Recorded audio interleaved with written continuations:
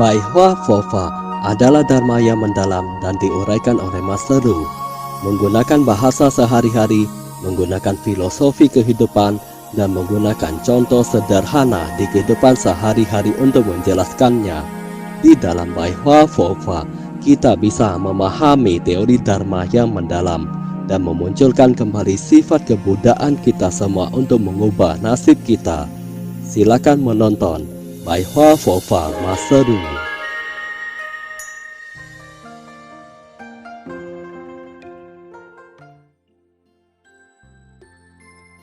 白话佛法光播讲座episode 31 Begitulah sifat sejati di mana-mana terdapat Buddha. Sefu berkata bahwa bodi memang sebuah kekosongan, bahkan sifat kebudayaan juga kosong. Jadi, bodi adalah sebuah kekosongan. Hanya saja, dia adalah sebuah tingkat pembinaan yang membantu kalian untuk sukses. Contohnya, kalian belajar bahasa Mandarin di sekolah dasar. Ketika kalian sudah selesai bersekolah, kalian tidak akan ingat guru yang ada di sekolah kalian. Bukankah guru kalian juga sebuah kekosongan? Mereka sudah menempatkan kata-kata yang ingin diajarkan ke dalam hati kalian. Setelah dia mengajari kalian, mereka tidak boleh melekat pada kalian. Ini adalah murid saya ketika berada di sekolah dasar. Saya harus memperhatikannya. Dia harus membalas budi saya setelah dia sukses. Itu semua adalah kekosongan. Semua itu akan berakhir ketika kalian sudah mendapatkan pelajarannya. Bodi memanglah sebuah kekosongan. Apapun yang kita perbuat adalah sebuah kekosongan. Cermin adalah sebuah kekosongan. Cermin bukanlah sebuah cermin.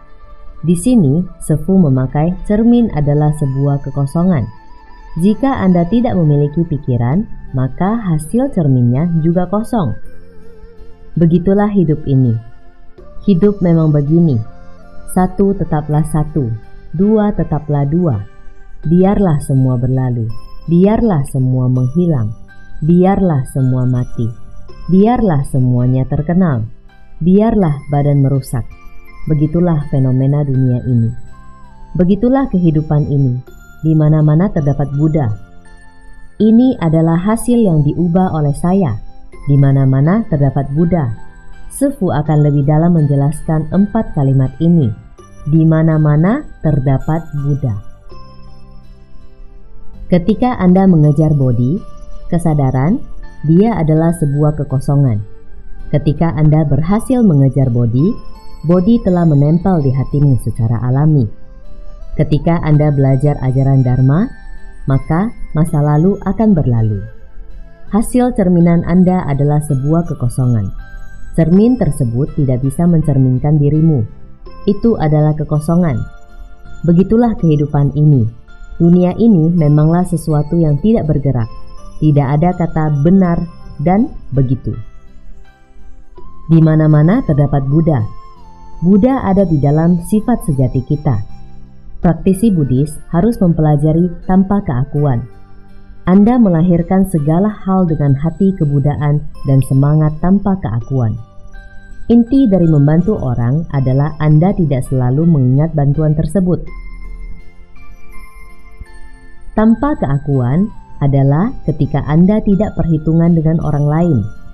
Saya telah baik padamu, tapi Anda tidak baik padaku.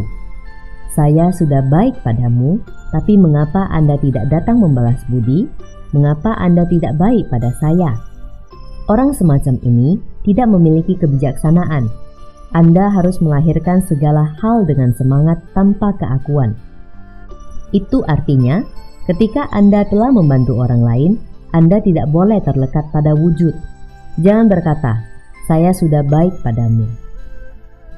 Ketika bos atau pimpinan baik pada karyawannya, Anda jangan berkata, karyawan saya pasti baik pada saya juga.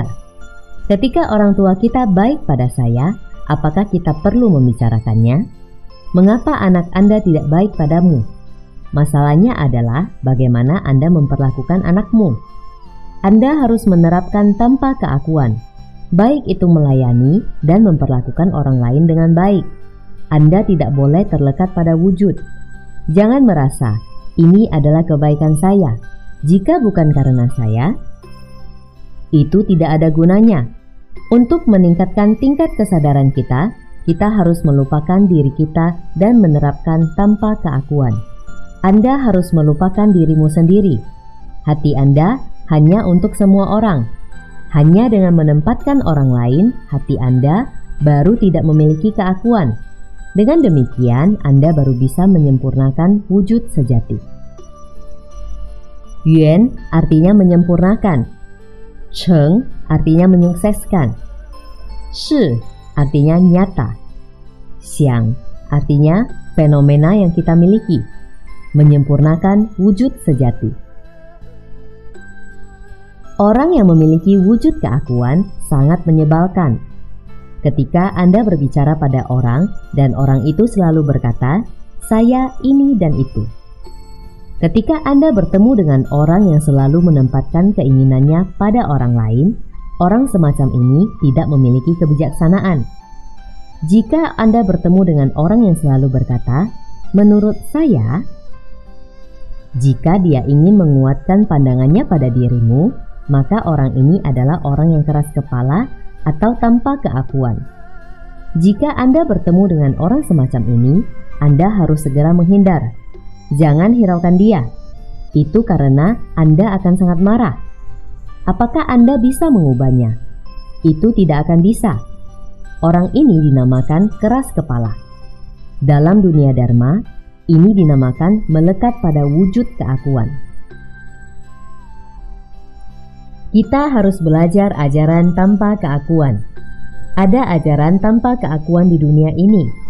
Apa hal pertama dalam ajaran tanpa keakuan? Tanpa keakuan adalah sesuatu yang terbentuk dari keberserahan pada jodoh. Ya sudahlah kalau tidak ada saya, jika ada jodoh, ya sudah. Jika tidak ada jodoh, ya sudah. Sesuatu yang terbentuk ketika bertemu dengan jodoh. Ketika jodoh tersebut datang, hal itu akan menyenangkan hati Anda. Ada orang yang baik padamu, seperti membelikan Anda barang seperti tiket. Ketika jodoh tersebut datang, Anda sangat gembira. Lalu tiba-tiba pimpinanmu berkata, "Maaf, saya sudah memberinya pada orang lain."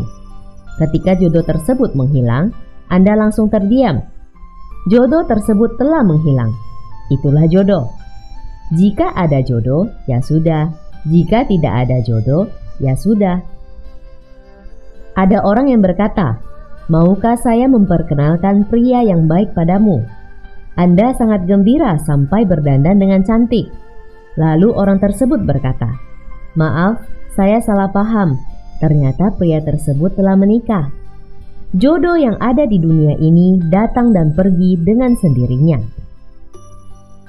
Perkataan "ternyata begitu" yang pernah Anda dengar pada waktu dahulu, sebenarnya kata Yuan ini berasal dari kata Yuan Fen, jodoh. Jodoh datang dan pergi dengan sendirinya. Lahir ketika bertemu dengan jodoh, pergi ketika jodoh telah pergi.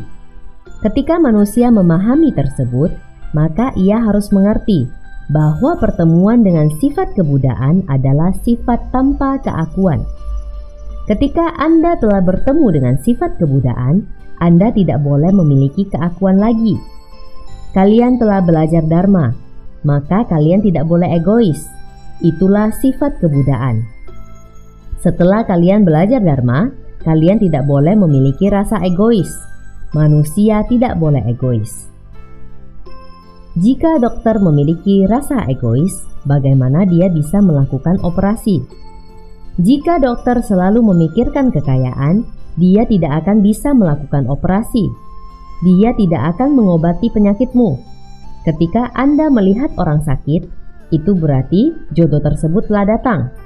Contohnya, saya harus menggunakan welas asih untuk menyelamatkannya.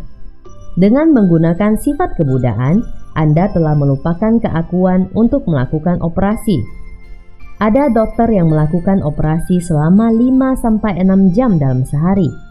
Keringat mereka bercucuran. Apakah kalian melihat ada perawat yang membantu dokter menyeka keringat di film? Jodoh sangat penting. Jika kalian ingin menyelamatkan orang lain, maka kalian tidak boleh memiliki sifat keakuan. Semua ada tujuannya. Jika Anda melakukan sesuatu dengan tujuan tertentu, semua ada tujuannya, bagaikan mimpi. Segala hal yang Anda perbuat bagaikan mimpi dan petir. Saya tanya padamu, ketika matahari baru muncul, apakah di pagi hari terdapat embun air? Sama halnya dengan petir, itu akan berlalu juga kan? Kita harus menerapkan pandangan yang tidak melekat. Begitulah dia, semuanya akan menghilang dan muncul pada waktunya. Mengapa ada gadis yang begitu bodoh dan tidak bisa berpikir dengan jernih? Dia sudah kehilangan, makanya dia merasa menderita. Pria itu telah meninggalkanmu, tapi bukankah Anda tetap sama seperti waktu dulu? Anda masih bisa mencari pria lain. Anda bisa saja menemukan pria yang lebih baik dari itu. Begitulah perumpamaannya. Kita harus menerapkan pandangan yang tidak melekat. Dalam pembinaan diri, kita harus membina hati kebudaan yang tidak memiliki keakuan. Kalian harus menghilangkan keakuan. Jika pria baik pada istrinya, bagaimana mungkin istrinya tidak baik juga padanya? Hati wanita sangat lembut. Jika hati wanita menjadi keras hingga mereka ingin berseteru denganmu, itu berarti Anda telah melukai hatinya sangat dalam. Jika wanita menjadi sangat galak, itu berarti pria tersebut sudah kelewatan. Sefu beritahu kalian, pria ini juga berlebihan. Sefu beritahu kalian, saya bukan sedang menolong wanita. Sebenarnya wanita mudah menangis karena hatinya sangat lembut. Pria tidak mudah menangis, jadi hatinya agak keras. Begitulah perumpamaannya. Tujuan untuk membina hati kebudaan yang tidak memiliki keakuan adalah agar kalian paham bahwa semua itu datang karena perasaan. Dalam dunia Dharma terdapat istilah perasaan. Apakah Anda merasakannya? Ada. Ketika Anda merasa orang itu baik padamu, apakah Anda akan baik juga padanya? Ketika Anda merasa orang itu jahat padamu, apakah Anda akan jahat juga padanya? Itulah perasaan. Sifat kebudaan adalah tanpa keakuan. Ketika orang bisa berpikir dengan jernih, maka dia telah kosong. Apa hebatnya itu? Cerai ya cerai, pergi ya pergi. Kita tidak bisa menahan saat anak sudah dewasa dan ingin meninggalkan orang tuanya. Ketika mereka sudah dewasa, mereka pasti meninggalkan orang tuanya. Apakah kita bisa menahannya? Pada saat tertentu, manusia akan memunculkan karakteristiknya masing-masing. Ketika anak kita masih kecil, mereka selalu berkata, "Ma, jangan pergi, saya mau bersama Mama selamanya." Mamanya berkata, "Anda akan menikah suatu saat nanti." Lalu anak tersebut berkata, "Ma, saya tidak akan menikah, saya mau bersama denganmu selamanya." Apakah itu mungkin? Ketika anaknya bertemu dengan pria, dia langsung meninggalkan mamanya. Begitulah manusia. Maksud dari perkataan tersebut adalah ketika Anda melihat kenyataan dari hal tersebut, maka Anda telah menghilangkan keakuan. Terima kasih telah menyaksikan pencerahan Pai Hua Fofa Master Lee Chun Hong. Bergembira dalam Dharma bersama dan menyelamatkan makhluk yang berjodoh.